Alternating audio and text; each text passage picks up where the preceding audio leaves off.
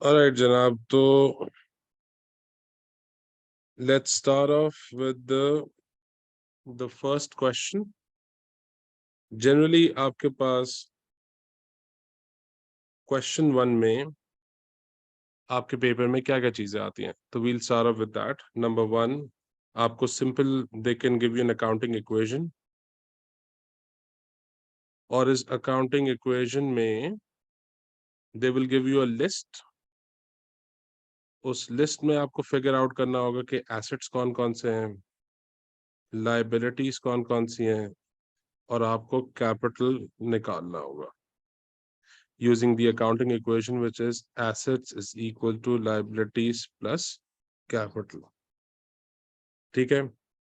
Now generally क्या होगा इसमें? Generally ये होगा कि आपको यहाँ पर given होगा list at start of the year.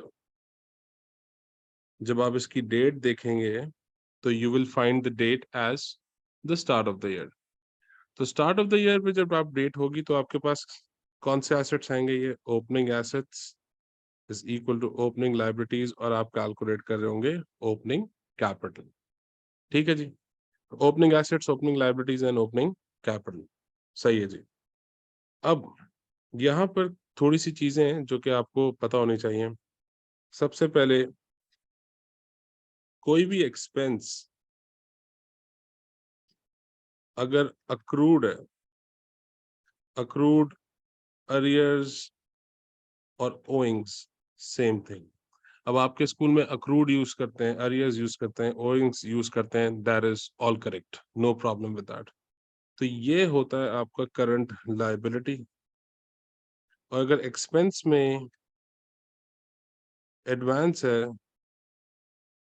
Prepaid है, तो this is your current asset. Expense could be wages, rent, electricity, कोई भी एक्सपेंस होगा उसमें अगर अक्रूड, अरियर्स, ओइंग है तो वो करंट लायबिलिटी है. एडवांस, प्रीपेड अगर गिवन है तो वो आपके करंट एसेट्स है. ओके. सिमिलरली अगर आपके पास कोई इनकम है, इनकम में again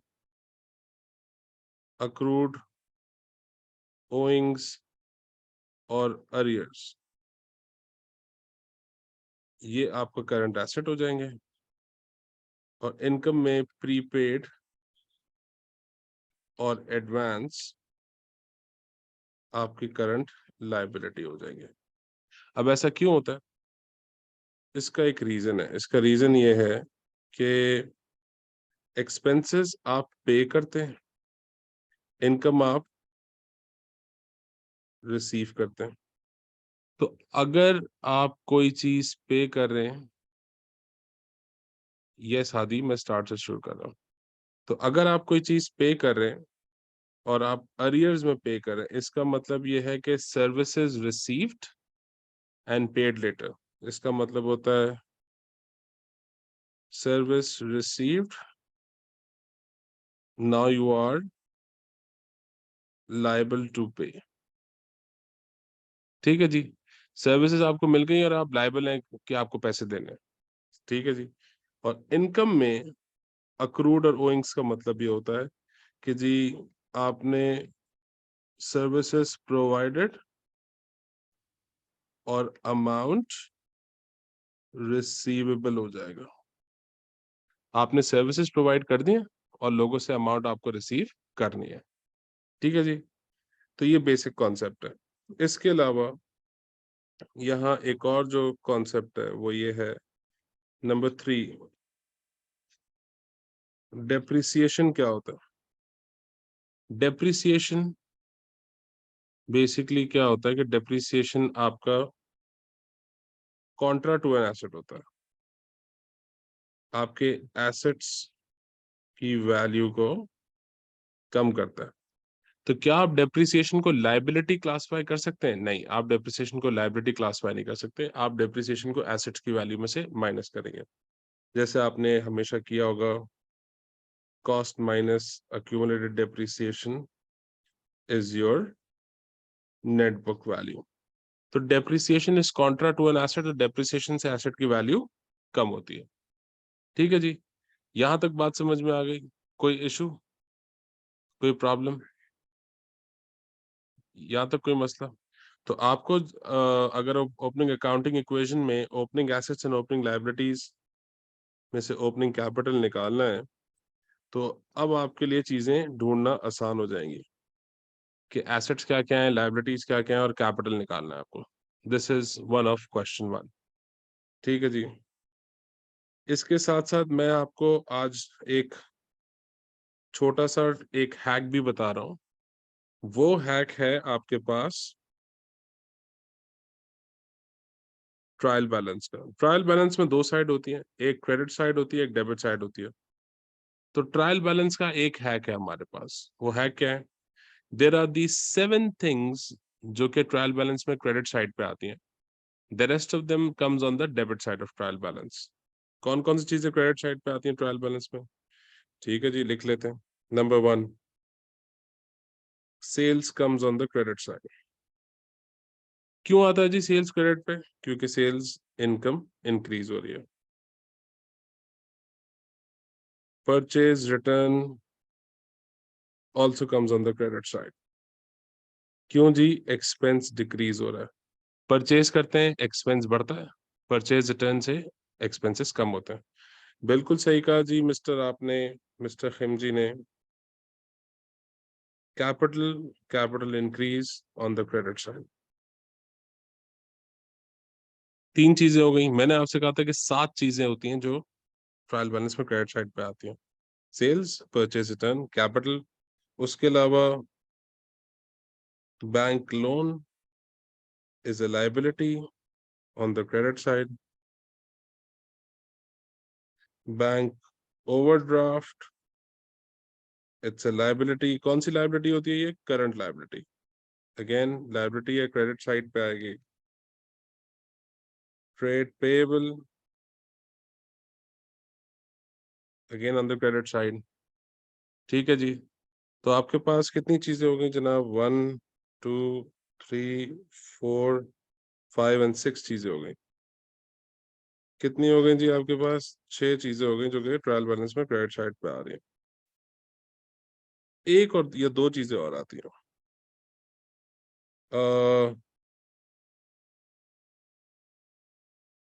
depreciation of non current asset, ये भी क्रेडिट साइड पे आता है। ठीक है जी। चलो जी, और चीजें बढ़ गई। प्रोविजन फॉर बैड डेट, ये भी क्रेडिट साइड पे आता है।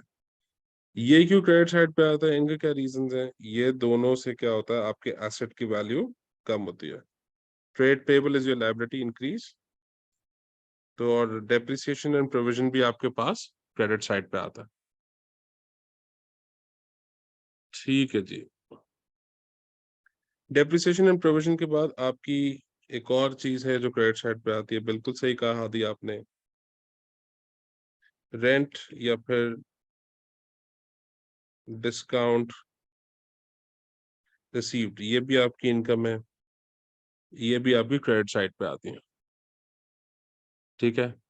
So these are the things that comes on the credit side of a trial balance. ठीक है जी। सो ट्रायल बैलेंस के अंदर ये चीजें क्रेडिट साइड पे आती हैं।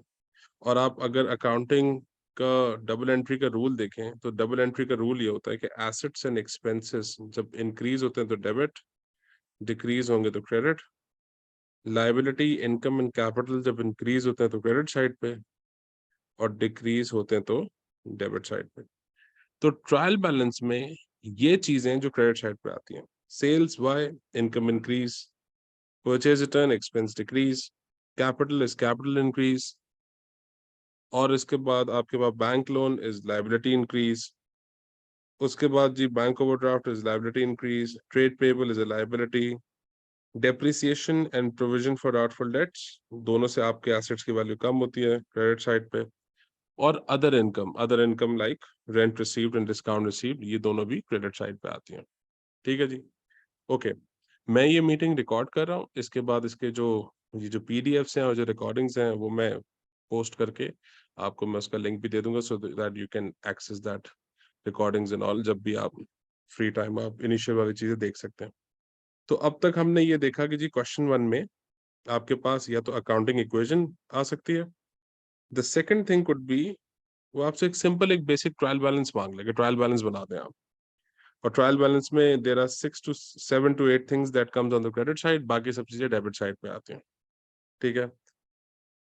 While classifying assets and liabilities at the start of the year या फिर एंड ऑफ द ईयर, तो आपके पास एक्सपेंसेस हैं, इनकम है, डेप्रिसिएशन है। ठीक है। तो ये मैंने आपको बता दिया कि एक्सपेंसेस में अगर अक्रूड एंड ओइंग्स हैं तो करंट लायबिलिटी होगा। ठीक है। एक्सपेंसेस में एडवांस या प्रीपेड है तो करंट एसेट होगा। सिमिलरली इनकम में अक्रूड ओइंग्स हैं तो करंट एसेट होगा वो, इनकम में एडवांस प्रीपेड है तो करंट लायबिलिटीज होगा। इस रिकग्निशन को याद करना इसलिए भी जरूरी है कि जब कल को आप क्लब अकाउंट्स करेंगे तो क्लब अकाउंट की मेजर इनकम जो होती है वो होती है सब्सक्रिप्शन। तो सब्सक्रिप्शन में अक्रूड एंड ओइंग्स आपको पता होना चाहिए कि एसेट्स हैं, और सब्सक्रिप्शन में प्रीपेड जो है वो आपकी लायबिलिटी है। क्योंकि सब्सक्रिप्शन अकाउंट के क्वेश्चन में जब वो ओपनिंग एक्यूमुलेटेड फंड निकलवाता है which is the opening capital, तो उसमें आपको ये चीजें काम आती हैं। ठीक है जी। यहाँ तक किसी का कोई क्वेश्चन है तो प्लीज आप you can raise your hand, I can unmute you, या फिर आप जो है वो क्वेश्चन लिख सकते हैं। और am I going too fast? Are you guys copying? Any issues so that I can move forward?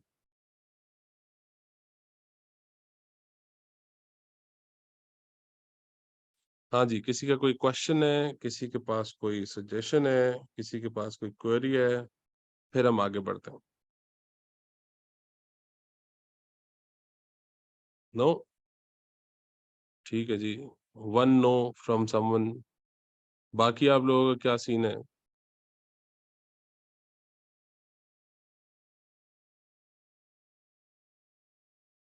Any question anyone? No?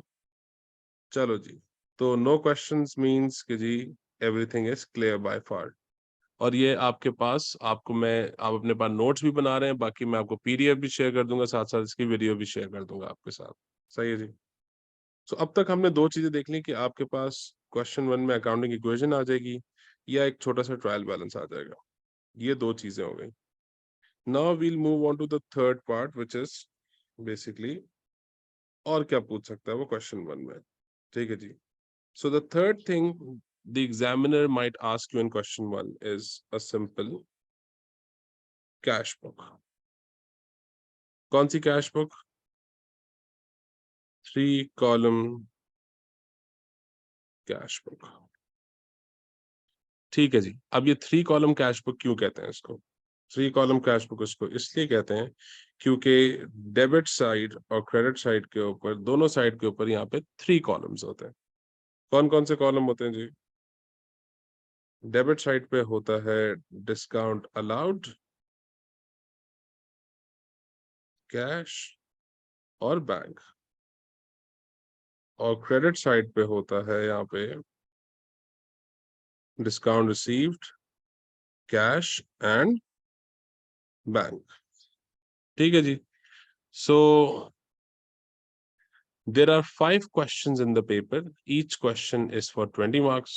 ठीक है। This is for GCE और IGCSE के भी 5 questions होते हैं, जिसमें लास्ट क्वेश्चन जो है वो 40 मार्क्स का होता है। ठीक है जी। ओके। नाउ कैश बुक की जो डेबिट साइड है, this is your receipt side. ठीक है। और आई कैन ऑल्सो से कि inflows,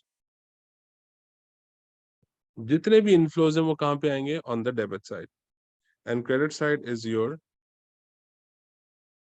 payment side which is your outflows.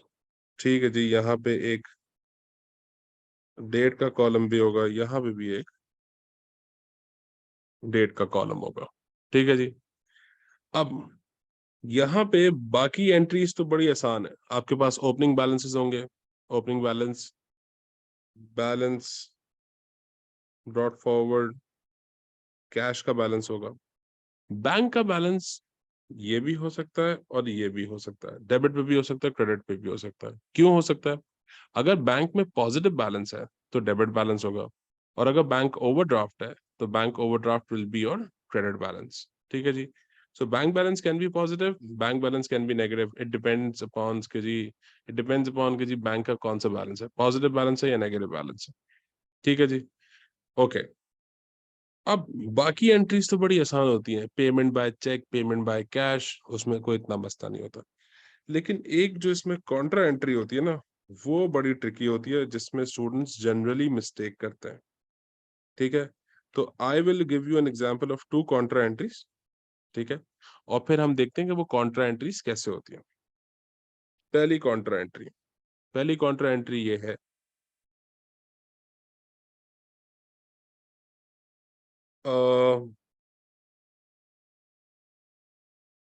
withdrew $300 cash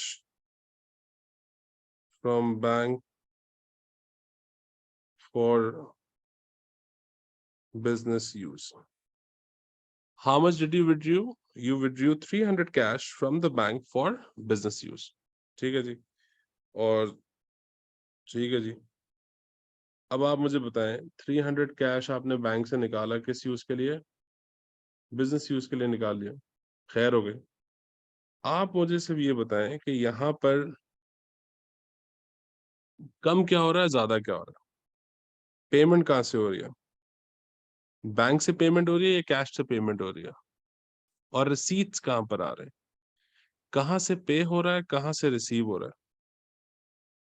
तो अगर आप इसको गौर से पढ़ें तो बैंक से पेमेंट हो रही है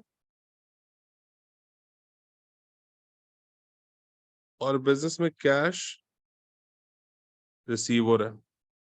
ठीक है जी. You are paying from the bank and it is coming into the cash. So आप इसकी एंट्री कुछ इस तरह बनाएंगे, बैंक से निकालेंगे 300 और कैश में आप डालेंगे यहाँ पर 300. बैंक से निकलेगा बिकॉज ऑफ कैश और कैश में आएगा बिकॉज ऑफ बैंक. ठीक है जी. मैं वापस से समझाता हूँ ये. withdrew 300 cash from bank for business use. So that means business के बैंक अकाउंट से पेमेंट हो रही है, पेमेंट हो रही है बिजनेस के बैंक अकाउंट से 300. देखो बैंक के कॉलम से 300 निकाले बिकॉज ऑफ कैश, और बिजनेस के ही कैश में रिसीव हो रहे हैं 300 because of money coming in through from the bank account. एक तो ये कॉन्ट्रा एंट्री होती है, और दूसरी कॉन्ट्रा एंट्री इसके एग्जैक्टली ऑपोजिट होती है.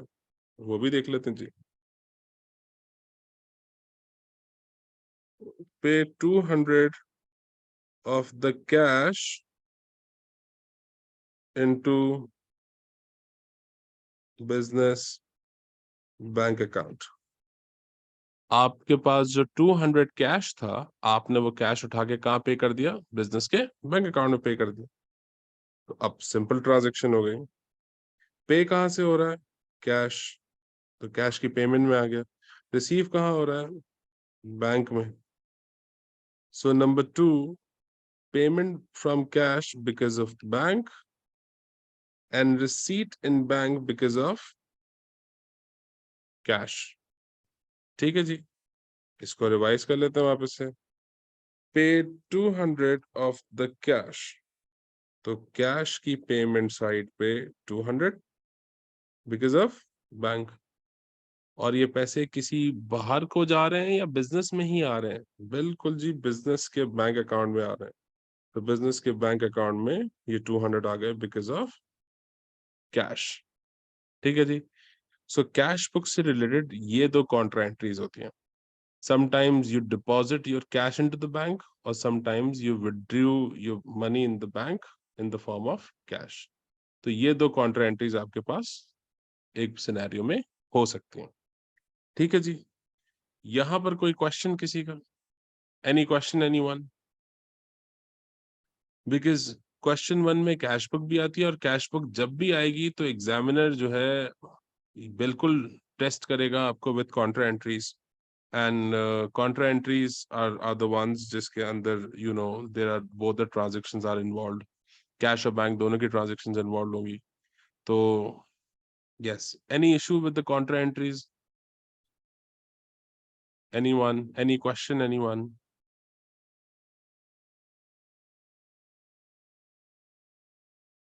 All clear? ठीक है जी. All right. Any question? Amir, Bazil,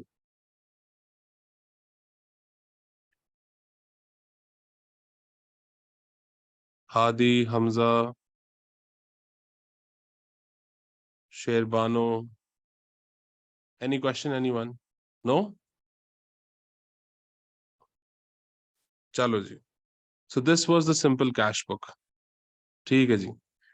तो आपके पास क्वेश्चन वन में अब तीन चीजें हो गई. एक आपके पास क्वेश्चन वन में था जनाब अकाउंटिंग इक्वेशन, दूसरा था जी ट्रायल बैलेंस आ सकता है, तीसरा था आपके पास कैश बुक आ सकती है. ठीक है. Moving on to the fourth possibility. मैं आपको क्वेश्चन वन पे इसलिए एम्फेसाइज करता हूँ, देखिए बेटा क्वेश्चन वन से लिंक कितने बनते हैं. अगर आपको क्वेश्चन वन के अंदर फॉर एग्जाम्पल कैश बुक बनानी आती होगी तो आपको बैंक रिकंसिलिएशन आपके लिए आसान हो जाएगा.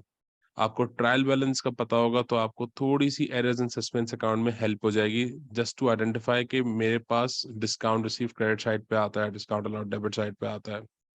ओके. आगे जो हम क्वेश्चन वन में चीजें देखने जा रहे हैं, we look at customer and supplier account which will help you in making like SLCA PLCA, जो कि आपके इनकम्प्लीट रिकॉर्ड्स में भी हेल्प करेगा, कंट्रोल अकाउंट्स में भी हेल्प करेगा. यस, ये सब क्वेश्चन वन की चीजें अभी हम कर रहे हैं. तो क्वेश्चन वन का जो आगे हम अभी कस्टमर अकाउंट सप्लायर अकाउंट देख रहे हैं वो आपके SLCA PLCA में भी हेल्प करेगा, आपके इनकम्प्लीट रिकॉर्ड्स में भी हेल्प करेगा. वही कस्टमर सप्लायर अकाउंट और वही कस्टमर और सप्लायर अकाउंट आपके जो है आगे क्लब अकाउंट्स में भी आपको एक सप्लायर अकाउंट बनाना होता है. इसके अलावा आगे हम अभी और देखेंगे, you have to prepare an income and expense account. ये इनकम एंड एक्सपेंस अकाउंट आपको इनकम्प्लीट रिकॉर्ड्स में आगे हेल्प करेगा और उसके साथ साथ आपको क्लब अकाउंट्स में भी हेल्प करेगा. सो पॉइंट इज कि क्वेश्चन वन में जितनी भी चीजें हैं अगर हम डिटेल में कर लें तो आगे हमारी काफी काफी हेल्पफुल हो जाती है उससे चीजें. इसलिए क्वेश्चन वन की चीजें थोड़ी सी इंपॉर्टेंट है. ठीक है. Okay. Now we look at the fourth possibility. Cash book was a third. Let's look at our fourth possibility. What else can come in question one? Question one में और क्या क्या आ सकता है? Question one में the fourth possibility is either a customer account or a supplier account. ठीक है जी. ओके. क्या मेरी आवाज क्लियर है? बैकग्राउंड वॉइसेस तो नहीं आ रही? बैकग्राउंड मेरी आवाज क्लियर है? इशू तो नहीं है मेरी वॉइस का? ओके. ठीक है जी. So customer account, customer is my asset. ठीक है जी. कौन सा asset? Current asset. Customer account में बनाता हूं इन लाइन विद SLCA. आज आपको ये डिफरेंस पता होना चाहिए.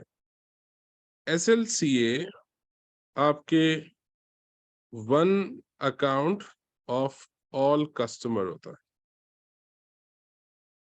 सारे कस्टमर्स के अकाउंट्स को मैं मिला के एक अकाउंट बनाऊं ना तो वो मेरा SLCA होता है. ठीक है. लेकिन SLCA का ड्रॉबैक ये है कि SLCA में मुझे सिद्दीकी साहब का बैलेंस नहीं पता चलेगा. SLCA can not identify individual customers balance, whereas SLCA is basically, you know, it can tell me total of sales, it can tell me total of receivables, लेकिन इंडिविजुअल बैलेंस नहीं बताता. यहाँ मैं आपसे बात कर रहा हूँ इंडिविजुअल कस्टमर अकाउंट की. तो आपको यहाँ पे इंडिविजुअल कस्टमर अकाउंट बनाना है which is in line with SLCA. That means SLCA और ये बिल्कुल एक जैसे ही बनता है. ठीक है जी. ओके. अब customer account and supplier account. ठीक है जी. तो कस्टमर अकाउंट में आपको सबसे पहले क्या होगा जी? ओपनिंग बैलेंसेस डालने पड़ेंगे. ठीक है जी. So yes, balance brought forward on the debit side. Why? Customer का बैलेंस हमेशा डेबिट साइड पे क्यों होगा? Because customer is an asset. And asset के बैलेंसेस कहाँ आते हैं? ऑन द डेबिट साइड आते हैं। ठीक है, customer is an asset and asset के balances are on the debit side. ठीक है जी। उसके बाद क्रेडिट सेल्स, आप कस्टमर के अकाउंट में ये जो क्रेडिट सेल्स डालेंगे, ये कौन सी वैल्यू होगी? ये होगी आफ्टर ट्रेड डिस्काउंट। कौन सी वैल्यू होगी? ये वैल्यू होगी आफ्टर ट्रेड डिस्काउंट। ठीक है जी। ओके, हम अभी आगे देखेंगे कि ट्रेड डिस्काउंट और कैश डिस्काउंट्स क्या होते हैं। उसके बाद sales return again minus trade discount. जब आप सेल्स की वैल्यू ट्रेड डिस्काउंट के बाद डालेंगे तो सेल्स रिटर्न भी ट्रेड डिस्काउंट के बाद ही आएगा। उसके बाद आपका आ जाएगा जनाब डिस्काउंट अलाउड, और डिस्काउंट अलाउड के बाद आपके पास आ जाएगा रिसीट्स फ्रॉम कस्टमर्स, जो कि कैश और बैंक के फॉर्म में हो सकती हैं, एंड यहाँ पे बैड डेट्स भी हो सकता है। पॉसिबली ऐसा हो सकता है, बिल्कुल पॉसिबल है। और फाइनली आप यहाँ पे balance carried down, closing balance calculate कर लेंगे अपने कस्टमर अकाउंट में, एंड बैलेंस ब्रॉट डाउन आ जाएगा ऑन द डेबिट साइड। ठीक है जी। This is how you gonna make a customer account, a simple customer account. एक कस्टमर के साथ जो भी ट्रांजेक्शन्स होंगी वो आप उसमें रिकॉर्ड करेंगे। एक कस्टमर को आपने कितने की सेल्स की हैं, उस कस्टमर से आपने कितने की उससे सेल्स रिटर्न हुई हैं, उसको आपने कितना डिस्काउंट अलाउ किया है, उसने आपको कितने पैसे दिए हैं, क्या वो बैड डेट हो गया पार्शली या फुली बैड डेट हो गया कि नहीं, और उसका क्लोजिंग बैलेंस क्या है। So this basically you are talking about one customer जिसके साथ अपनी बिजनेस ट्रांजेक्शन्स यहाँ पे आप मेंशन करेंगे। ठीक है जी। कस्टमर के बाद we'll move on to supplier account. Supplier is our trade payable. Trade payable is a current liability. ठीक है, और लाइबिलिटी का ओपनिंग बैलेंस कहाँ होता है? जब एसेट्स का ओपनिंग बैलेंस डेबिट साइड पे होता है, तो लाइबिलिटी का ओपनिंग बैलेंस कहाँ होता है? On the credit side. तो balance brought forward on the credit side. ठीक है जी। नहीं अमीर, बैड डेट की एंट्री होती है बैड डेट अकाउंट डेबिट और कस्टमर अकाउंट क्रेडिट। तो बैड डेट के अकाउंट में डेबिट होता है और कस्टमर का अकाउंट क्रेडिट होता है बिकॉज ऑफ बैड डेट। ठीक है जी। तो आप बिल्कुल सही करें, बैड डेट का अकाउंट डेबिट होता है, लेकिन बैड डेट की वजह से आपको जो कस्टमर है, कस्टमर का अकाउंट आपका क्रेडिट होता है। जिहादी इंटरेस्ट अगर होगा तो इंटरेस्ट यहाँ पर आएगा, बट जनरली आप सिंगल कस्टमर को इंटरेस्ट वगैरह चार्ज नहीं करते। एसएलसीए में इंटरेस्ट आ जाता है डेबिट साइड पे, इंटरेस्ट है, रिफंड है, डिसऑनर्ड चेक्स हैं, तो वो आपके डेबिट साइड पे आ सकते हैं। ओके जी। So supplier account, opening balance on the credit side. उसके बाद क्रेडिट परचेज, यहाँ जो आप क्रेडिट परचेज रिकॉर्ड करेंगे, that credit purchase is again net of discount के नेट ऑफ होगा। जिस तरह आपने यहाँ सेल्स में से आफ्टर ट्रेड डिस्काउंट रिकॉर्ड किया था, तो आप परचेज भी कौन सी वैल्यू पे रिकॉर्ड करेंगे? After trade discount. So if the sales was after trade discount, so the purchase is also after trade discount. और इसके बाद purchase return again after trade discount, discount received, and then you have payments to supplier. ये payments to supplier, supplier पता है क्या कहता है? Generally कहता है जो आपका ओपनिंग बैलेंस था ना, वो पे हुआ है। जो आप 1 सितंबर को जो ओ करते थे, आप वो पे कर रहे हो, और आप पूरा पे नहीं कर रहे, उसमें थोड़ी सी अमाउंट आप पे नहीं कर रहे। तो इसी की अमाउंट में से एक ये अमाउंट आ जाती है, एक ये अमाउंट आ जाती है। Let's suppose you owe a supplier 900, लेकिन आप 880 में सेटल कर रहे हो उसको। तो इसका मतलब है ओपनिंग बैलेंस आपका 900 था, ओवर हियर आप पेमेंट कर रहे हो 880 की, जिसमें 20 का आपको डिस्काउंट रिसीव हो गया। जनरली इस तरह के क्वेश्चन आते हैं। ठीक है, और आपके पास आ जाएगा बैलेंस कैरेट डाउन। जो आपको closing balance on supplier account निकालना है। और कैरेट डाउन के बाद हमेशा ब्रॉट डाउन लिखना जरूरी होता है, क्योंकि कैरेट डाउन के कभी मार्क्स नहीं होते किसी भी टी अकाउंट में, हमेशा ब्रॉट डाउन के मार्क्स होते हैं। तो सिंपल कस्टमर और सप्लायर अकाउंट हो गए। यहाँ अब हमें सीखना पड़ेगा कि what is trade discount and what is cash discount. ठीक है जी, ओके। अब ये ट्रेड डिस्काउंट और कैश डिस्काउंट क्या होते हैं? ये बड़ी सिंपल सी दो चीजें। फॉर एग्जाम्पल, आप एक शॉप में एंटर किया आपने, और शॉप में एंटर करने के बाद वहां पे एक आइटम की लिस्ट प्राइस मेंशन थी, लेट्स सपोज 3000। ठीक है, आपने क्या किया, आपने बार्गेन किया और बल्क में बाय किया। बार्गेन की वजह से या बल्क बाइंग की वजह से आपको उस शॉपकीपर ने ट्रेड डिस्काउंट ऑफर कर दिया 20%। For example, you were offered trade discount of 20%। इसका मतलब है 3000 का 20% इज 600। अब ये आपको जो डिस्काउंट मिला वो बार्गेन पे मिला, बल्क बाइंग पे मिला, whatever could be the reason. अब जो वैल्यू आएगी 2400, this will be known as invoice price.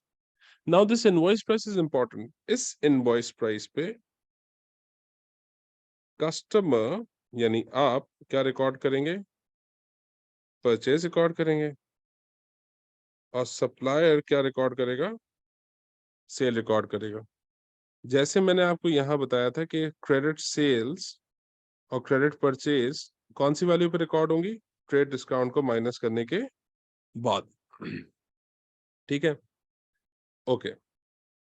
अब every business wants the customers to pay early.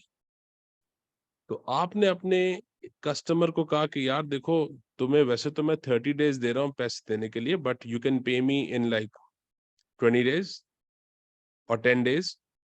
ठीक है जी। सो उसके ऊपर भी एक सब्जेक्टिव डिस्काउंट हुआ, which is your cash discount, but this is only subject too early settlement. That means अगर अर्ली पैसे देगा वो तो सेटल होगा, अदरवाइज ये सेटल नहीं होगा। ठीक है, लेट्स सपोज इस पे मैंने कहा 10%, तो 240। This early settlement discount for customer, customer के लिए हो गया डिस्काउंट रिसीव्ड, जो अपनी बुक्स में वो रिकॉर्ड करेगा। और सप्लायर के लिए क्या हो गया? ये डिस्काउंट अलाउड, जो वो अपनी बुक्स में रिकॉर्ड करेगा। और इसके बाद फाइनली जो सेटलमेंट होगी वो कितने पे होगी? 2400 माइनस 240 कितना होता है? 2160, right.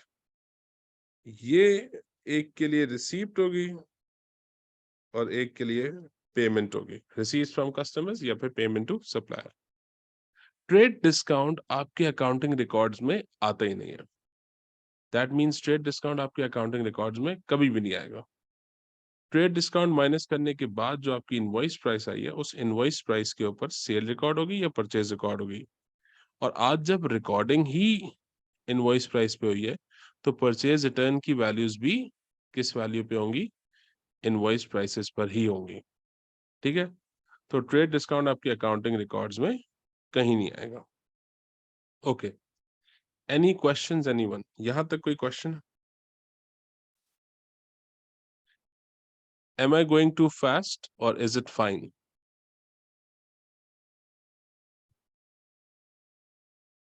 Generally, the older kids, they know me, but yes, Abir, because you know all this thing now. ठीक है जी. What about the new kids? There are two Hamza, there's Khimji. So what about it? Am I going too fast or is it fine? And इसके बाद मुझे एक चीज और करानी है. I need to do like income or expense account. और income and expense account के बाद we'll move on to some questions, past paper के क्वेश्चंस पे मूव कर जाएंगे हम, ठीक है। So it's about like 10 more minutes, then we'll move on to past paper questions. Okay, ठीक है जी। सो नाउ मूविंग फॉरवर्ड, हमने अब तक 4 चीजें देखी हैं।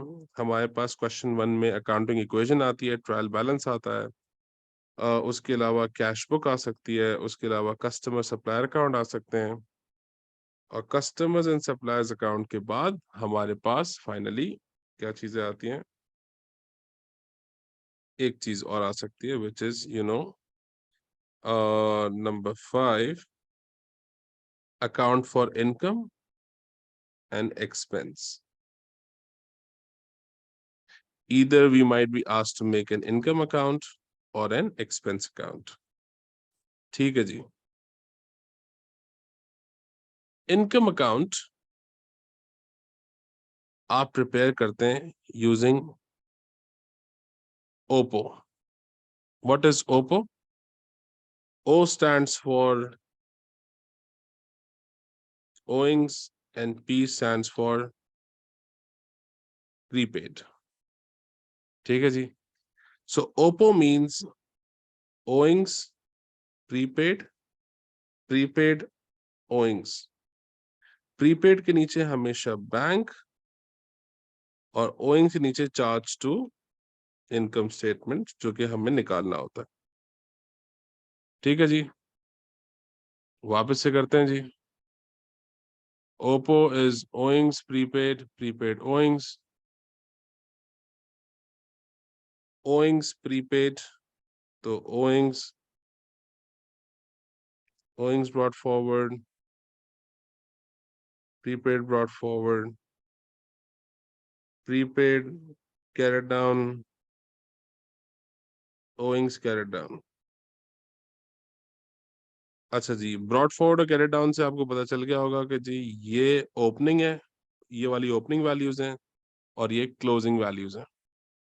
तो ओइंग्स प्रीपेड, प्रीपेड ओइंग्स, प्रीपेड के नीचे बैंक या चार्ज टू इनकम स्टेटमेंट, ये निकालना होता है।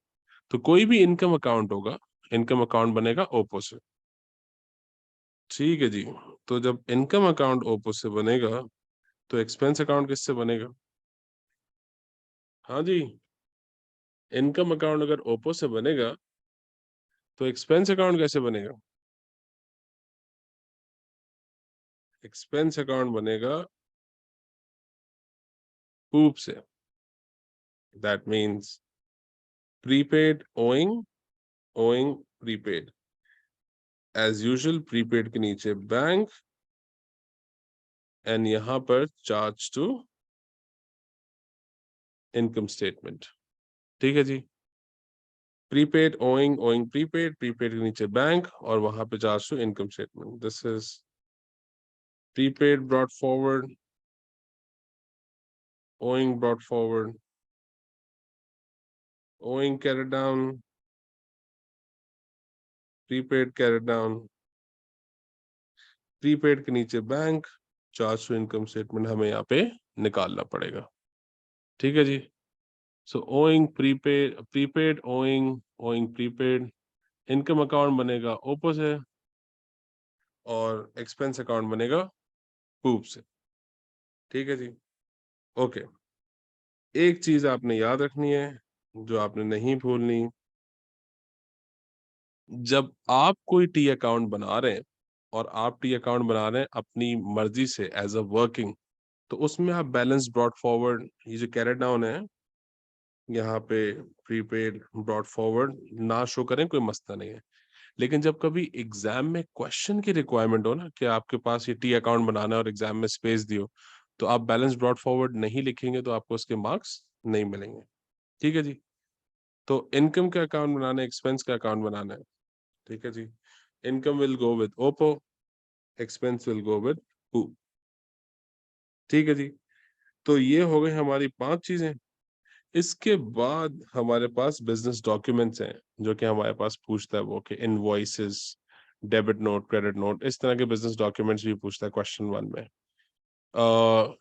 आपने बिजनेस डॉक्यूमेंट्स में बहुत बेसिक बेसिक 2-3 बिजनेस डॉक्यूमेंट्स में आपको बता रहा हूँ, जो कि आपको मेक श्योर करने की जी आपको ये बेसिकली याद रहो। Invoice issued is for credit sales, और अगर invoice received is for credit purchase. ठीक है जी।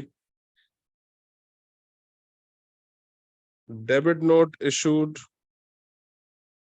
is for purchase return,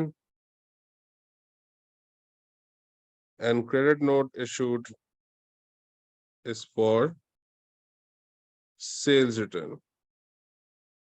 ठीक है जी। और मंथली ट्रांजैक्शंस की समरी, एक सप्लायर हमेशा अपने कस्टमर को at the end of the month पूरी मंथ की ट्रांजैक्शंस की समरी भेजता है, तो समरी को कहते हैं आप statement of account.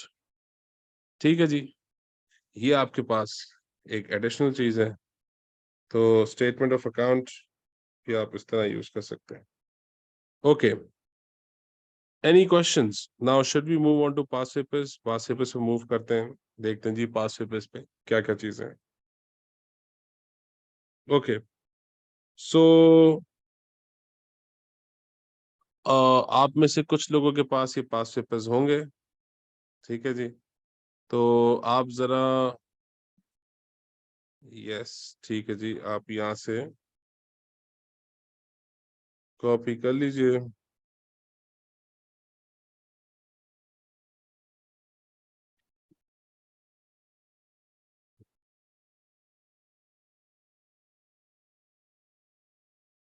Statement of account आ गई। ओके, जिनके पास पास्ट पेपर्स हैं वो जरा उसमें देख लीजिए, अगर जिनके पास नहीं है तो वो फिर क्वेश्चन को साथ साथ मैं साथ साथ रीड करता जाऊंगा, उसको सॉल्व करता जाऊंगा। आपके पास कोई क्वेश्चन हो बीच में तो आप बिल्कुल पूछ सकते हैं। ठीक है जी। सो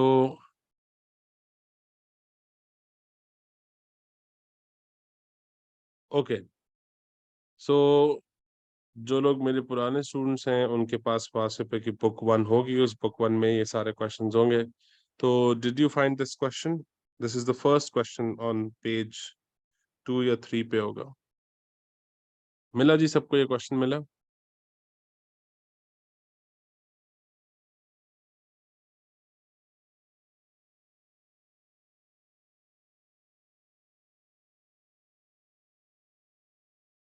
ओके, ठीक है जी। सो क्वेश्चन को रीड करते हैं जरा। रिक्वायर्ड क्या है कि जी you have to prepare account of Win in the ledger of यांग।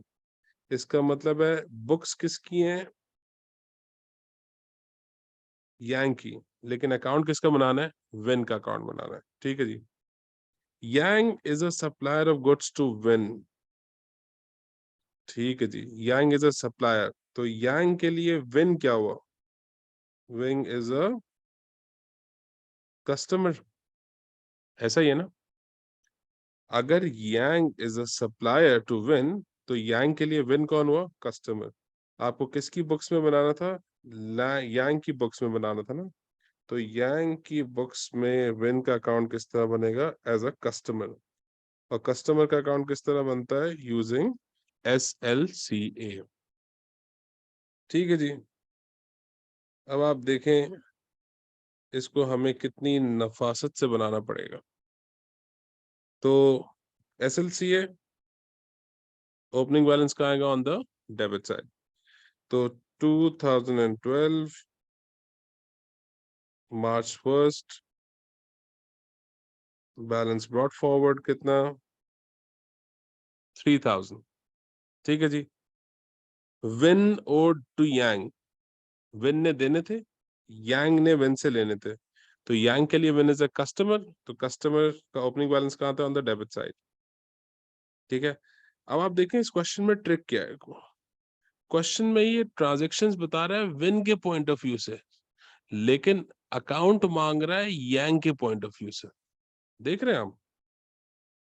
ये देखें जरा क्वेश्चन में ट्रांजैक्शंस बता रहा है विन के पॉइंट ऑफ व्यू से, लेकिन रिक्वायरमेंट में अकाउंट मांग रहा है यांग के पॉइंट ऑफ व्यू से। ठीक है, तो आपने इसमें कंफ्यूज नहीं होना, आपने सिर्फ रिक्वायरमेंट देखनी है कि रिक्वायरमेंट में आपको करना क्या। ठीक है जी, ओके, कोई कंफ्यूजन तो नहीं है यहाँ पे? बिकॉज अगर विन परचेज कर रहा है तो यांग क्या कर रहा है, सेल कर रहा है ना। तो अगर आप देखें जी मार्च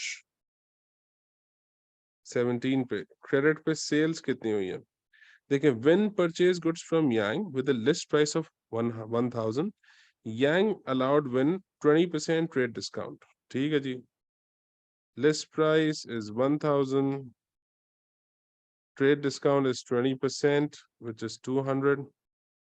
तो इनवॉइस प्राइस कितनी हो गई जनाब यहाँ पे, 800। तो आप मुझे बताएं मैं सेल्स किस वैल्यू से रिकॉर्ड करूं, 1000 से या 800 से? हाँ जी, किस वैल्यू से सेल्स रिकॉर्ड करूं, 1000 से रिकॉर्ड करूं या 800 से रिकॉर्ड करूं? बिफोर ट्रेड डिस्काउंट या आफ्टर ट्रेड डिस्काउंट? बिल्कुल सही बता रहे हैं आप लोग। I should be recording sales with 800, that is after trade discount. ठीक है जी, उसके बाद ये हो गई, ये हो गई। मार्च 20, when return goods purchase on 17 मार्च, जो 17 मार्च को गुड्स परचेज किए थे उन्हीं में से कुछ रिटर्न हो रहा है। तो 2012 March 20th sales return, list price 200। ठीक है जी, list price is 200, trade discount is 20%, इसका 20% कितना हुआ, 40। तो इनवॉइस प्राइस कितनी हुई, 160। अब आप मुझे बताएं सेल्स रिटर्न में मैं क्या वैल्यू रिकॉर्ड करूं, शुड आई रिकॉर्ड 200 और शुड आई रिकॉर्ड 160? जब मैंने सेल्स रिकॉर्ड की है इनवॉइस प्राइस पे, तो सेल्स रिटर्न भी किस वैल्यू पे रिकॉर्ड होगी, लिस्ट प्राइस पे या इनवॉइस प्राइस पे? सेल्स रिटर्न पे रिकॉर्ड होगी आपकी इनवॉइस प्राइस पे, विच इज 160।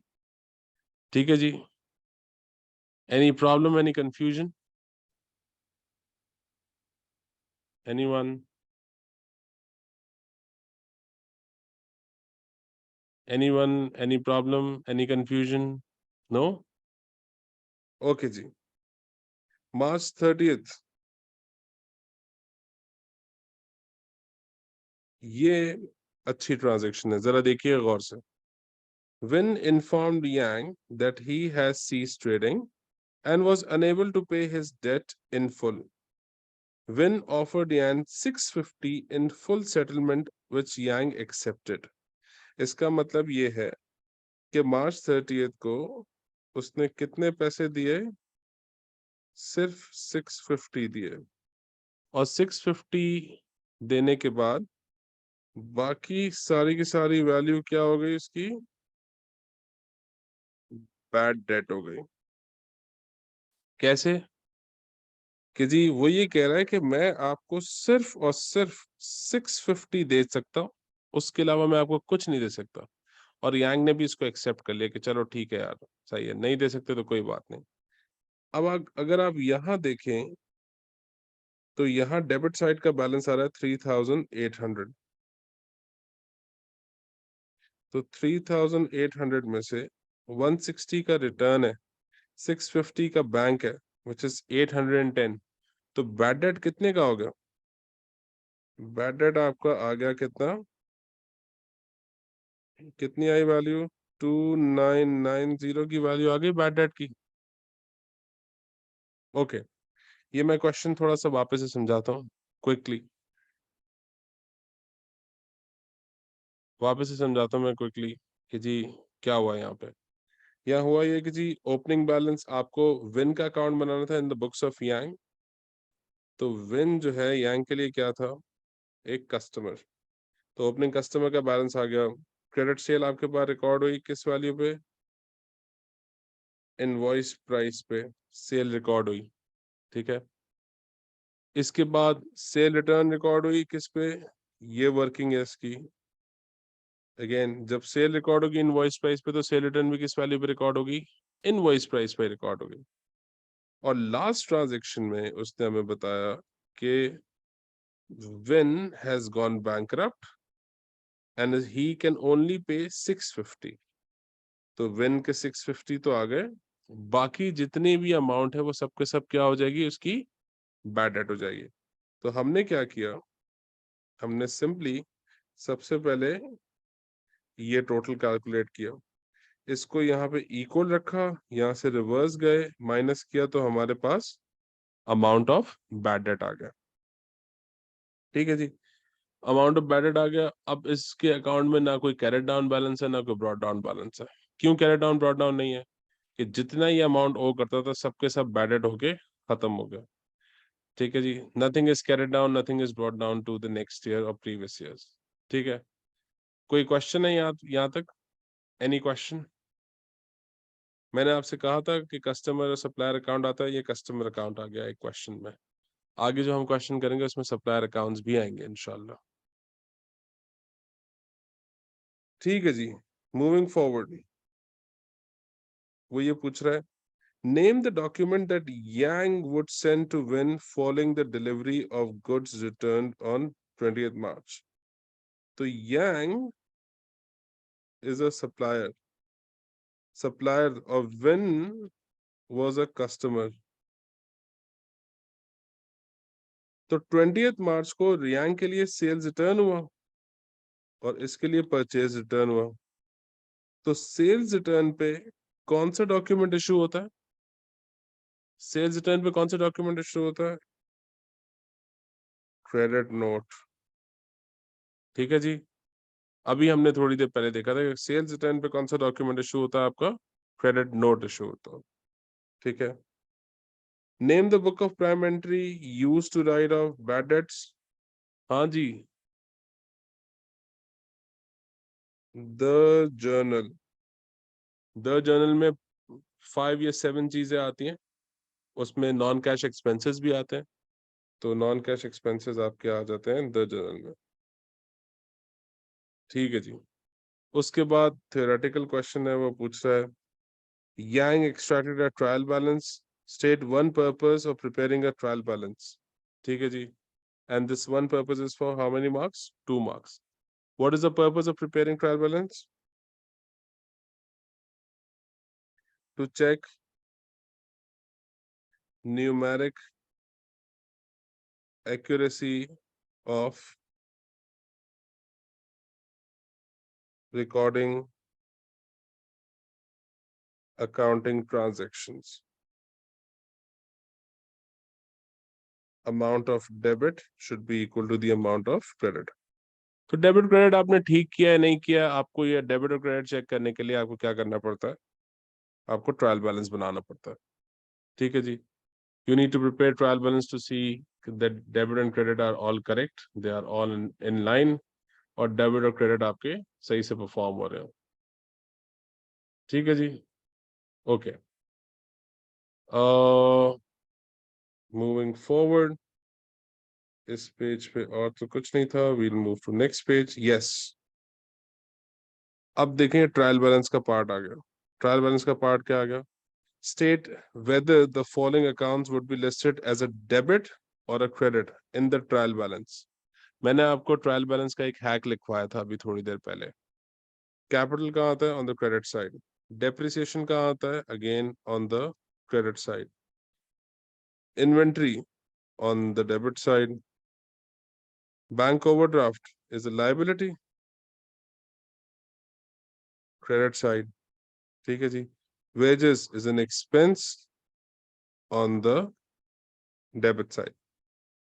ठीक है जी, ये आपके पास ट्रायल बैलेंस का क्वेश्चन आ गया 4 मार्क्स का, छोटा सा।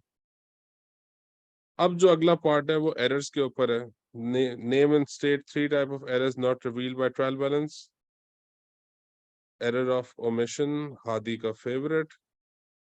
ठीक है, एरर ऑफ कमीशन। ठीक है, और error of principle. Error principle, इसके बाद कंप्लीट रिवर्सल भी हो सकता है, ट्रांसपोजिशन भी हो सकता है, ओरिजिनल एंट्री भी हो सकता है। जो भी आपको 3 एरर्स याद आए आप उसको लिख सकते हैं। ठीक है जी। अब जैसे यहाँ पे लिखा है, after Yang prepared the trial balance, he discovered the following error. Sale of goods to Wilbur was debited to sales and credit to Wilbur account. ठीक है जी। अच्छा जी। टेक्निकली इसकी original entry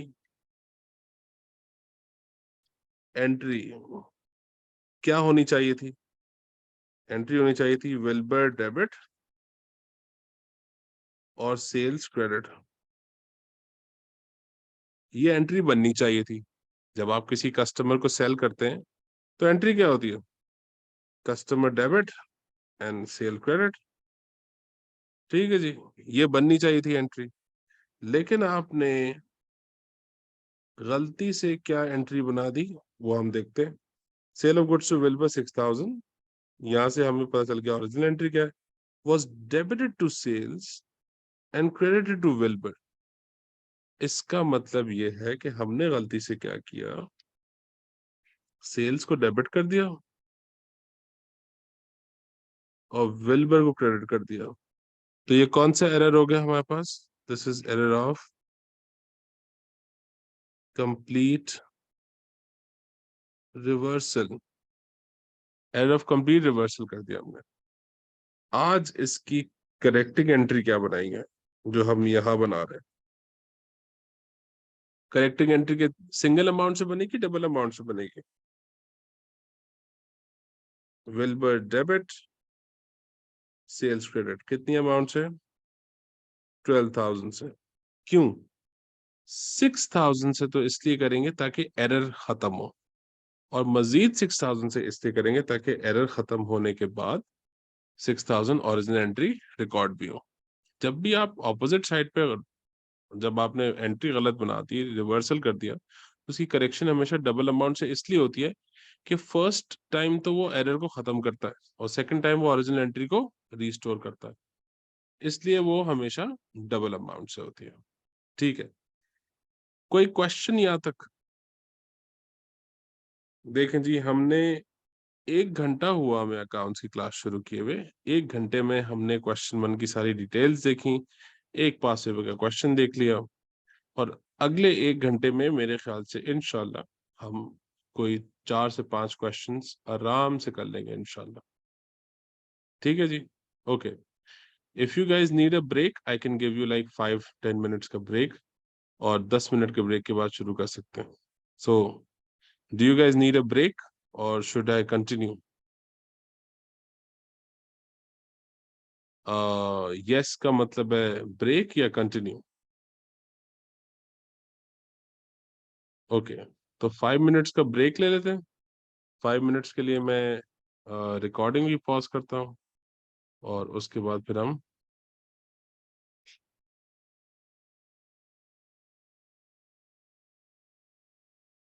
alright. So basically as I said कि जी question 1 में trial balance आता है। अब आप देखें जी, यहाँ आपके पास ट्रायल बैलेंस गिवन है। ठीक है जी, तो एक सिंपल सा ट्रायल बैलेंस बनाना है आपने।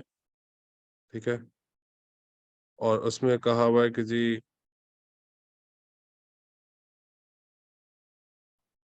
Georgos commenced business on 1st May 2012. The following assets and liabilities।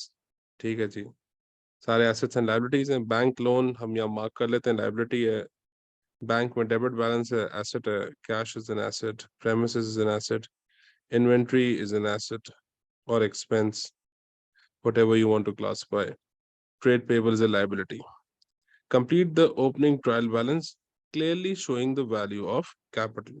ठीक है जी, सो बैंक लोन आ जाएगा क्रेडिट साइड पे 6,000, बैंक आ जाएगा डेबिट साइड पे 1,000, इसके बाद cash 600 on the debit side, premises 15,000 on the debit side, inventory 1,800 on the debit side, trade payable 1,200 on the credit side, और कैपिटल आपका क्रेडिट साइड पे calculate होगा। जब क्रेडिट साइड पे एक वैल्यू मिसिंग है, तो सिंपल क्या करेंगे, डेबिट साइड को टोटल करेंगे। जैसे डेबिट साइड का टोटल आएगा, डेबिट साइड का टोटल बनता है आपका 15 + 1 16, तो 18,400 आपका डेबिट का टोटल आ रहा है। यही टोटल आप क्रेडिट साइड पे रखेंगे 18,400, और 18,400 में से आप 6,000 और 1,200 को माइनस कर लेंगे, तो आपके पास क्रेडिट साइड का बैलेंस आ जाएगा। So what is the opening capital balance? कितना बैलेंस कैलकुलेट हो रहा है आपके पास, बता सकते हैं प्लीज? क्या बैलेंस कैलकुलेट हो रहा है आपके पास? 11,200 is the opening capital balance. Good. ठीक है जी, तो 2 मार्क्स का क्वेश्चन था, अगेन ऑन ट्रायल बैलेंस। ठीक है जी, ओके, सिंपल सा क्वेश्चन था, इसमें तो कोई वो नहीं था। अब इसी का कंटिन्यूएशन पार्ट है, which is for how many marks?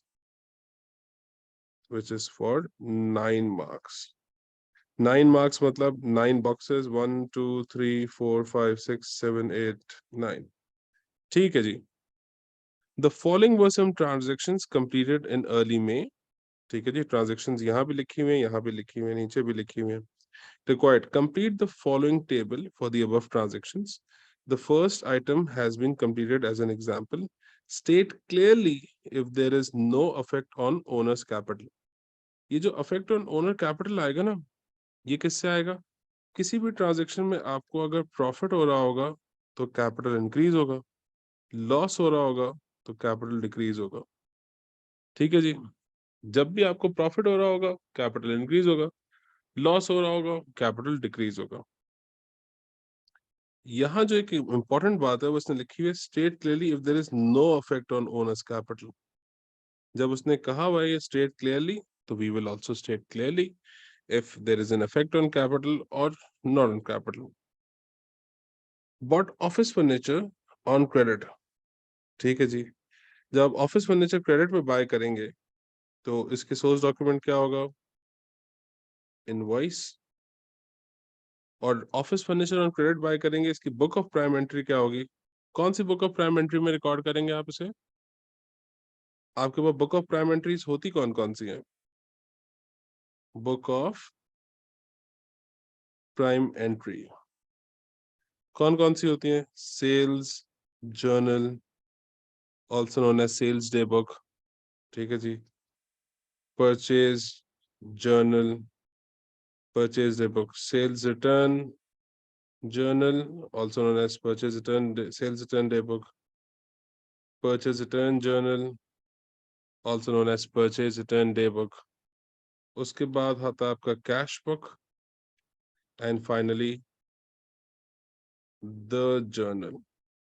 ठीक है जी, अब इन चारों डे बुक्स में सिर्फ और सिर्फ क्या रिकॉर्ड होती है? इन्वेंट्री रिकॉर्ड होती है। इन्वेंट्री की credit sales, credit purchase, credit sales return, credit purchase return. ठीक है जी, कैश बुक में आपके पास cash, bank, discount allowed, discount received, ये रिकॉर्ड होता है। तो द जर्नल में क्या क्या चीजें रिकॉर्ड होती हैं जी?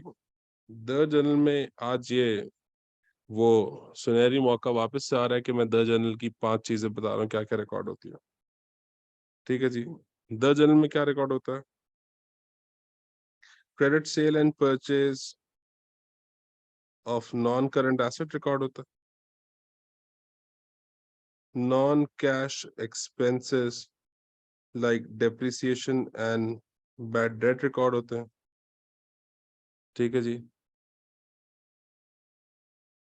ओके, सोर्स डॉक्यूमेंट ये होता है कि आपके पास किस डॉक्यूमेंट की बेसिस पे आगे ट्रांजेक्शन होंगी। करते हैं, सोर्स डॉक्यूमेंट पे आते हैं वापस।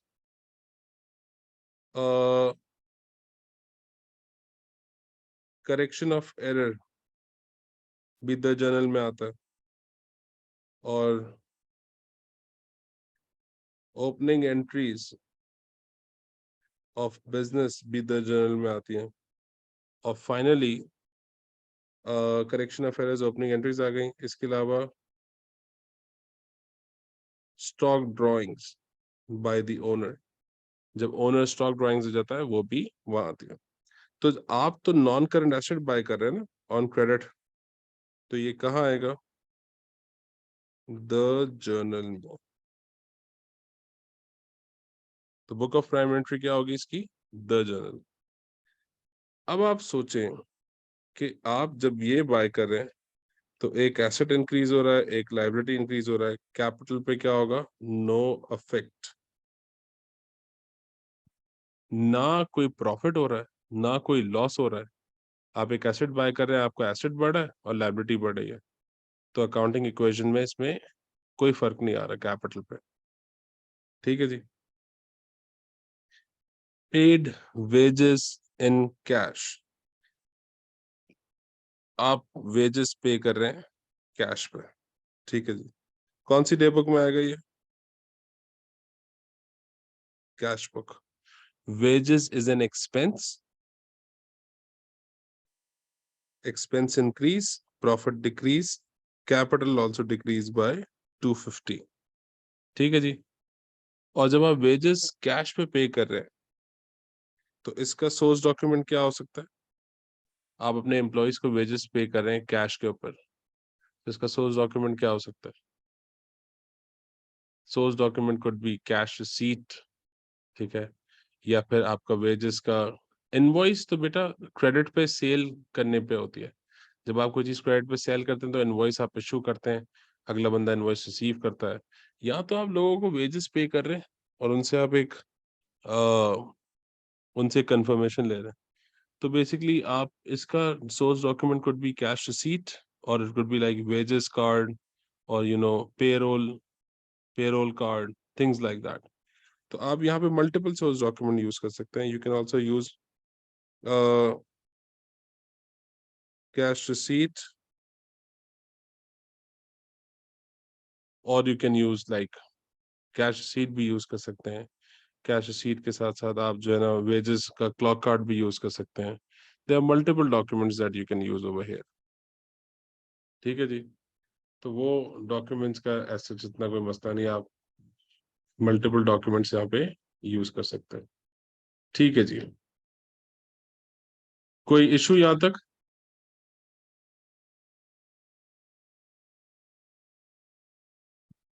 कोई क्वेश्चन है यहाँ तक?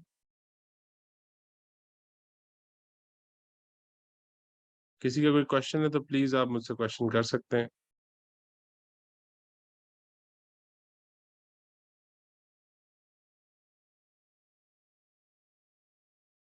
ठीक है जी। तो आप यहाँ पे जब भी आप वेजेस पे कर रहे हैं तो आप यहाँ पे कैश रिसीव यूज कर सकते हैं, आप यूज कर सकते हैं पे स्लिप और वेजेस शीट और wages card, things like that, आप कुछ भी यूज कर सकते हैं यहाँ पे। ठीक है जी। ओके। फिर उसके बाद customer return goods, selling price 745, cost price 630। आप बताएं यहाँ पे कस्टमर ने गुड्स रिटर्न किए तो आपका प्रॉफिट कितना बन रहा था? 115 का प्रॉफिट था। जब आपने चीजें बेची थी तो आपका प्रॉफिट कितना था? 115 का प्रॉफिट था। आज वो चीजें आपको वापस आ रही हैं तो आपका प्रॉफिट की वजह से कैपिटल कम हो गया बाय 115। क्योंकि when you sold these things to someone and that person when that person is, नहीं बेटा, you cannot write zero on capital in the, आपको लिखना है उसने क्वेश्चन में क्या है कि आपने नो इफेक्ट लिखना है उसमें। ठीक है जी। ओके। तो ये तो आ गया। सोर्स डॉक्यूमेंट क्या होगा जी यहाँ पे? आपके लिए तो सेल्स रिटर्न हुई ना, आपने सेल किया था और सेल्स रिटर्न हो रही है, तो आपके लिए सोर्स डॉक्यूमेंट क्या हुआ जनाब? यहाँ पे सेल्स रिटर्न का सोर्स डॉक्यूमेंट क्या होता है? Credit note and sales return journal में आ जाएगा। ठीक है जी। तो यहाँ पर 9 मार्क्स आपको मिल गए इसमें easily. Okay. Any question in this one? अब आपका एक क्वेश्चन बन सकता है जी 115 कैसे आया? देखें जी, आपने एक चीज 630 की 745 पे सेल की थी, तो आप कितना प्रॉफिट अर्न कर रहे थे उस पे? 115। आज वो चीजें आपको वापस आ गई, तो आपका प्रॉफिट भी वहां से खत्म हो गया ना। तो प्रॉफिट के कम होने की वजह से आपका अल्टीमेटली क्या हुआ कि आपका कैपिटल भी रिड्यूस हो गया। ठीक है, तो that's the explanation for this part. Okay, and इसके बाद they ask you to prepare an account for Early Limited. ठीक है जी, अर्ली लिमिटेड का अकाउंट बना लेते हैं। अब आप देखेंगे इस क्वेश्चन में कि अर्ली लिमिटेड किस तरह कनेक्टेड है। अगर आप प्रीवियस पेज पे जाएं तो आप देखेंगे जी, ट्रेड पेबल अर्ली लिमिटेड आपके पास start of the question given था। ठीक है, और किस डेट पे? 1 मई 2012। तो आपके पास Early Limited was a trade payable. How did I know that? जब मैंने स्टार्ट ऑफ द क्वेश्चन देखा तो मेरे पास ट्रेड पेबल आ रहा था अर्ली लिमिटेड का। ठीक है जी, तो मेरे पास 2012 May 1 balance brought forward 1200। Early Limited का ओपनिंग बैलेंस आ गया मेरे पास 1200। ठीक है जी, उसके बाद वो ये कह भी रहा है अर्ली लिमिटेड का अकाउंट बनाए, बैलेंस दी अकाउंट ऑन 31 में and bring down the balance. आप बैलेंस करेंगे और बैलेंस को आपको ब्रॉड फॉरवर्ड भी करना है। ठीक है जी, ओके। May 1 को क्या हुआ? You paid early limited 570 after deducting a cash discount. तो 2012 May 1 कितना पे किया आपने इसको? 570, और डिस्काउंट रिसीव हुआ उससे 30, सेम डेट पे। ठीक है जी, क्या इसके अलावा अर्ली लिमिटेड की और कोई ट्रांजैक्शन थी आपके पास? ये ट्रांजैक्शन थी। इस ट्रांजैक्शन का अर्ली लिमिटेड से कोई ताल्लुक नहीं है, इस ट्रांजैक्शन का अर्ली लिमिटेड से कोई ताल्लुक नहीं है, ना कि इस ट्रांजैक्शन का अर्ली लिमिटेड से कोई ताल्लुक है। तो ठीक है जी, उसके बाद May 30 बैलेंस कैरिड डाउन। तो दिस इज 1200। 1200 में से 600 माइनस हो जाएंगे, तो बैलेंस कैरिड डाउन इज 600। मई के बाद June 1 बैलेंस ब्रॉट फॉरवर्ड 600। ठीक है जी, आपको इस क्वेश्चन के 3 मार्क्स थे। मैं आपको बताता हूँ 3 मार्क्स आपको मिलेंगे कहाँ पे। एक ये मिलेगा, एक इन दोनों को लिखने के 2, और इस वैल्यू को लिखने का 3। इस तरह आपको 3 मार्क्स मिलेंगे इसके। Writing the correct opening balance on the credit side 1, writing these two transactions on the debit side regarding like receipts from customers and discount received, and finally writing about the closing balance brought forward is again 1 more mark for it. इसी तरह आपको 3 marks मिलेंगे। आपको balance carried down के marks नहीं होते, हमेशा उसको ब्रॉड डाउन लिखना पड़ता है, तो ब्रॉड डाउन के मार्क्स होते हैं with the correct date, correct explanation, correct amount. ठीक है, how did I get balance brought forward? ठीक है जी, मैं पिछले पेज पे गया। पिछले पेज पे मुझे ये start of the question given था कि ट्रेड पेबल अर्ली लिमिटेड 1200 था। तो trade payable is a liability. ठीक है, लाइबिलिटी का opening balance is on the credit side. तो ट्रेड पेबल मेरा बेसिकली आप समझ लें कि सप्लायर था। सप्लायर का अकाउंट पीएलसीए की तरह बनता है, और ओपनिंग बैलेंस का होता है ऑन द क्रेडिट साइड। ठीक है जी, कोई क्वेश्चन यहाँ तक? Okay, did you get it? अभी तक हम क्वेश्चन 1 जो भी कर रहे हैं वो सब कुछ वही आ रहा है जो कि हमने पहले से किया हुआ था। ठीक है जी, मूविंग फॉरवर्ड, और क्या रह गया जी इस क्वेश्चन में? Okay, one use of trial balance, again exactly ये वही क्वेश्चन है जो कि हमने पहले किया था। एक ट्रायल बैलेंस का वन यूज बता दें। To check numerical accuracy of accounting transactions. to check numerical accuracy of accounting transactions. ठीक है जी। और फाइनली आपके पास एक क्वेश्चन और आ गया, which is regarding benefits of, ये अगेन थियोरेटिकल क्वेश्चन है, ठीक है जी। और 3 benefits of ICT आपको बताने हैं यहाँ पे। The question is, Georgos is considering the use of ICT to record his books of accounts. 3 benefits of ICT: more data can be stored, ठीक है जी, faster processing, save time, ये भी benefit है, ठीक है जी। और इट इज मोर एक्यूरेट, आप लिख सकते हैं बिल्कुल। ऑटोमेटिक बैकअप होता है, और उसके अलावा information is available every time. So these are the benefits of using ICT, ठीक है जी। So another question done, and 19 marks for this. Okay.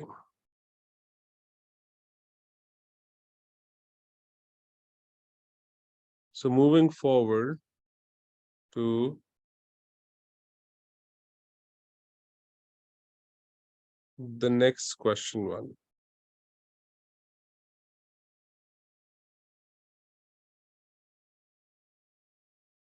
Okay. So this is another question one जो कि आपके पास next paper में आ जाता है। Okay. अब इस क्वेश्चन को करने के लिए हमें पहले देखना पड़ेगा कि हमारे पास क्या क्या मेंशन है। Stationery is your expense, Rapid Office Suppliers is your liability. तो स्टेशनरी का अकाउंट अगर आपको बनाना है तो इट्स एन एक्सपेंस अकाउंट, और रैपिड ऑफिस सप्लायर्स आपको बनाना है तो it will be a liability account, ठीक है जी। तो एक एक्सपेंस अकाउंट बनाना है आपने और एक लायबिलिटी का अकाउंट बनाना है आपने। Okay okay. अब expense account stationery is on the debit side, सही है जी। The following transactions took place in the 3 months ended 30th September 2012. Paid the balance owing on 1st July to Rapid Office suppliers by check after deducting 44% cash discount, ठीक है जी। जो आपने opening balance था वो आपने Rapid Office Suppliers का, you paid it, and once you paid it you had like 4% discount on it, ठीक है जी। Purchase stationery on credit from Rapid Office Suppliers, list price 500 and receive 10% discount. तो I think हम इसकी journal entries बना लेते हैं तो things will be much easier. तो जुलाई 30th को क्या हुआ कि आप रैपिड ऑफिस सप्लायर का ओपनिंग बैलेंस पे करें, विच इज दिस। तो entry would be Rapid office Supplier debit, bank credit और डिस्काउंट रिसीव क्रेडिट, ठीक है जी। Why this is page 37 of your book. Okay, कितना बैंक पे किया इसमें? 400 डिस्काउंट, 4% डिस्काउंट था, तो 16 एंड 384। ये 16 और 384 कैसे आया? 400 का 4% इज 16 एंड रिमेनिंग 384 आपने पे कर दिया, ठीक है जी। ये तो जुलाई 30th की डबल एंट्री हो गई। Purchase stationery on credit from Rapid Office supplier, list price 500 and receive a 10% trade discount. So आपकी अगस्त 18 की जर्नल एंट्री हुई stationery debit and Rapid Office suppliers credit. Why am I making a transaction with 450? Because मैं इस 450 में से 10% trade discount minus कर रहा हूँ, ठीक है जी, क्योंकि मैं ट्रेड डिस्काउंट कभी भी अपने पास रिकॉर्ड नहीं करता। Next is on August 20th, purchase stationery for cash 150, stationery debit, cash credit 150. Simple transaction for stationery purchased on cash. Okay. And on September 3rd, I returned some stationery purchased on 18 August, list price 50. तो list price पे तो मैं कभी भी काम ही नहीं करता, मैं हमेशा काम किस पे करता हूँ, list price minus trade discount. So entry would be rapid office supplier debit 45 and stationery credit 45. Why 45? 50 minus 10%. ठीक है जी. Asif prepared his financial statement. On that day, the inventory stationery was valued at 225. इस 225 का मतलब क्या है? इस 225 का मतलब ये है कि ये उसके पास leftover stationery बच गई, which means it's a prepaid. Leftover stationery is being held, which means it's a prepaid. ठीक है जी, prepaid stationery बच गई आपके पास. Okay, now what you have to do is you have to make a stationery account. उससे पहले एक theoretical question है, वो theoretical question देख लेते हैं. State the meaning of the debit balance on the stationery account on 1st July. ठीक है जी, debit balance का मतलब यह है कि जी unused stationery from last year.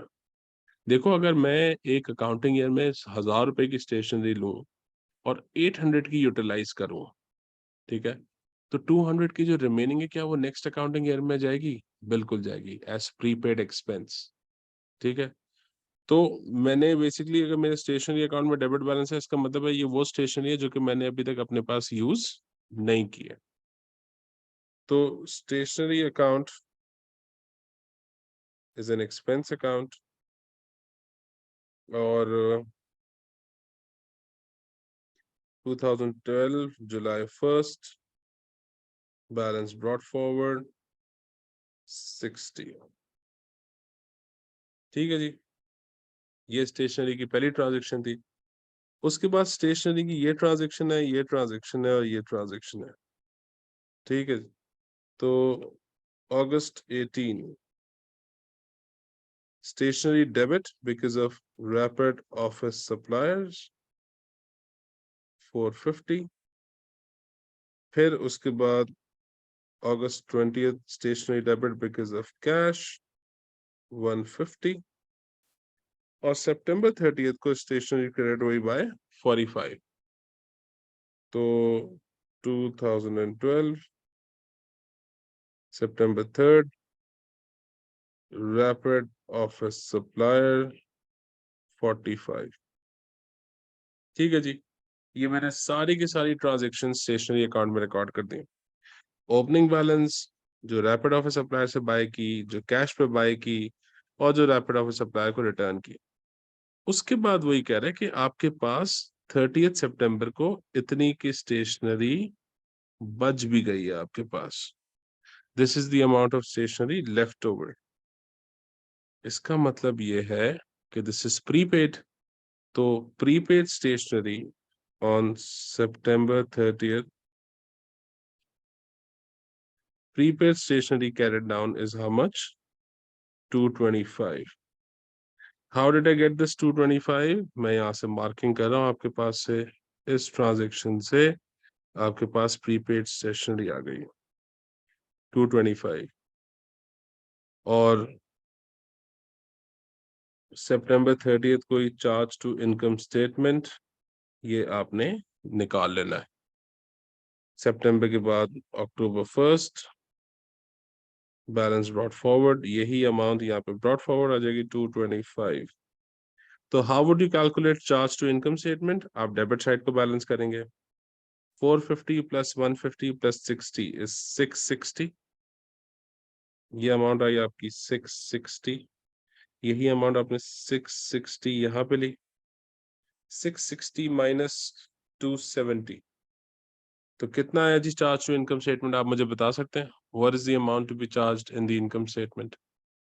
Income statement में कितना अमाउंट चार्ज होगा?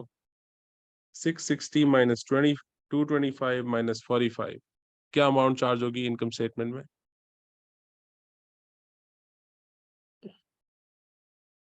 660 minus 225 minus 45, what is the amount to be charged in income statement? हाँ जी, anyone? 390? 390 is the amount to be charged in income statement.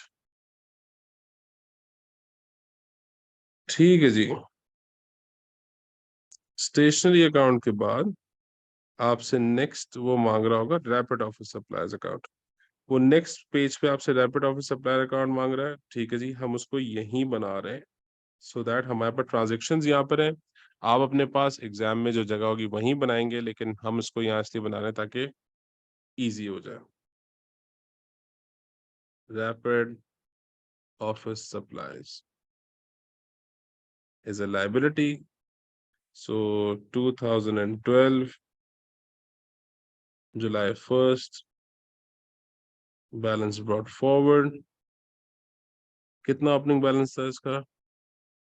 400। ठीक है जी। उसके बाद आपने क्या किया? रैपिड ऑफिस सप्लायर डेबिट हो रहा था because of bank and discount received. Rapid office supplier को आपने कुछ स्टेशनरी उसकी अमाउंट पे कर दी थी and the date was 2012 July 30th। Bank 384, discount received 16। ठीक है जी, ये आपने उसको एक रिटर्न कर दिया, उसको पेमेंट कर दी थी। उसके बाद अगस्त 18 को फिर स्टेशनरी ये वाली ट्रांजेक्शन, तो rapid office supply credit by 450। और फाइनली रैपिड ऑफिस सप्लाई यहाँ पे सितंबर 3 को स्टेशनरी की वजह से डेबिट भी हो रहा था, क्योंकि इस 450 में से 45 की स्टेशनरी रिटर्न भी हो गई। सो this was the opening balance on rapid office supplier. This is the payment you made, which is the first transaction. उसके बाद you bought stationery, which is this. उसके बाद you return stationery, which is this. और अब हमें finally rapid office Supplier का closing balance निकाल लेना है। On September 30th balance carried down. Okay, 450 plus 400 is 850। 850 में से ये माइनस होगा तो बैलेंस कैरेट डाउन इसमें आएगा 405।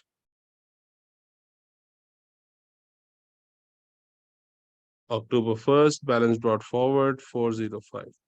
ये 405 मैंने इंस्टेंटली कैसे निकाल लिया, ये भी आपको ट्रिक बता देता हूँ। देखो ये 400 तो ये सेटल हो गया ना, इस 400 की तो पेमेंट हो गई, दोनों सेटल हो गए। अब बचा 450 है, इस 450 में से 45 की चीजें रिटर्न हो गई, तो बाकी कितनी अमाउंट बची होगी? How much do you owe Rapid office Supplier? You only owe that person how much? 405। ठीक है जी, यहां तक समझ में आया? Okay, this is a very difficult question. मैं आपको बता रहा हूं, अगर आप मुझसे पूछें कि अकाउंटिंग के अंदर पिछले कोई 10 सालों में सबसे मुश्किल सवाल क्या आए होंगे, टॉप 5 डिफिकल्ट क्वेश्चंस कौन से होंगे, तो I would say this is one of them. This is one of the top 5 difficult questions in accounting in the past 10 years। Question 1 की बात कर रहा हूं मैं आपसे, क्योंकि इसमें थोड़े ट्रिकी भी थे, किड्स गॉट कंफ्यूज्ड। उसमें ट्रेड डिस्काउंट भी आ रहा है, कैश डिस्काउंट भी आ रहा है, एक ही क्वेश्चन में वो कस्टमर एक सप्लायर अकाउंट मांग रहा है और एक एक्सपेंस अकाउंट मांग रहा है। तो there were a lot of things happening in this, so that is why this is, I personally believe कि out of lot of questions from question 1, this one was a difficult one. ठीक है जी, any questions? And this is the last question we are doing today. और इसको complete करने के बाद फिर हम नेक्स्ट क्लास में we look at just question 1, हम सिर्फ क्वेश्चन 1 सॉल्व करेंगे, काफी सारे। ठीक है जी, कोई क्वेश्चन है किसी का? हाँ जी, थक गए आप लोग? Okay, so now there are some like theoretical questions, सही है, theoretical questions regarding वो रैपिड ऑफिस सप्लायर, और वो कह रहे हैं जी डॉक्यूमेंट्स बताएं कौन कौन से डॉक्यूमेंट्स कब इशू हुए हैं, थिंग्स लाइक दैट। ठीक है जी, तो देखते जी, state the document send by rapid office supplier to आसिर for the purchase of inventory. तो आप मुझे बताएं कि जब इन्वेंट्री परचेज हुई है उसमें कौन सा डॉक्यूमेंट भेजा होगा, what would be the document send to Asir?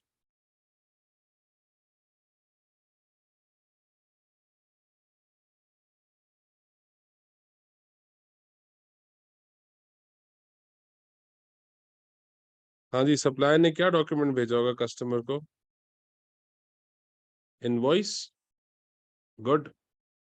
और रिटर्न ऑफ स्टेशनरी पे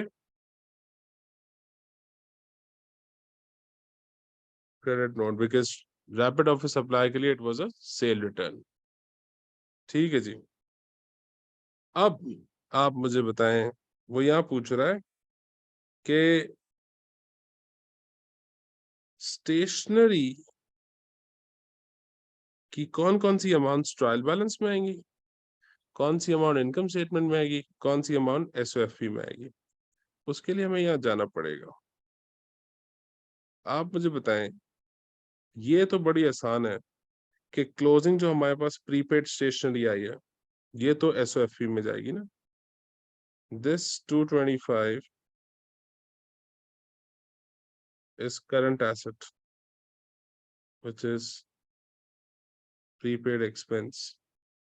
ठीक है जी, ये तो 225 तो हमने इजीली निकाल लिया कि कौन कौन सी अमाउंट किधर जाएगी, 225 वहां जाएगी। ठीक है जी, स्टेशनरी अकाउंट में चार्ज टू इनकम स्टेटमेंट 390 हमने निकाला था, ये भी हमारे पास बड़ी आसानी से मिल गया हमें यहाँ पे कि charge to income statement was 390, ये हमने कैलकुलेट किया था, वो कोई मसला नहीं था। अब जो क्वेश्चन है वो क्वेश्चन है कि ट्रायल बैलेंस में कितना आएगा, what will come in a trial balance. Trial balance में क्या अमाउंट आएगी? ट्रायल बैलेंस की अमाउंट होगी आपकी ओपनिंग वैल्यू, ठीक है, प्लस परचेज माइनस रिटर्न। ठीक है जी, ओपनिंग वैल्यू आपके पास क्या थी स्टेशनरी की? 60। ड्यूरिंग द ईयर आपने स्टेशनरी कितनी की परचेज की? 450 की एक और 150 की एक, और रिटर्न की स्टेशनरी आपने 45 की। तो ट्रायल बैलेंस में तो सारी की सारी ट्रांजेक्शन आती है ना, वो ट्रांजेक्शन आती है जो कि एक्चुअली रिकॉर्ड होती है। तो 60 की पिछले साल से आई, 450 प्लस 150 वो जो आपने परचेज की, और 45 की जो रिटर्न की। तो this was like 615 that will go in trial balance. और स्टेशनरी आपको कहाँ आएगा जी? करंट एसेट में आएगा, प्रीपेड था। Rapid offer supplier is a liability, तो this will come in current liabilities. ठीक है, so this was kind of like a difficult question, और इसमें अभी भी कुछ एक पार्ट बाकी है। Explain why Asset did not transfer all the stationery purchase in the 3 months period to the income statement। आप यहाँ लिखेंगे जी accruals concept,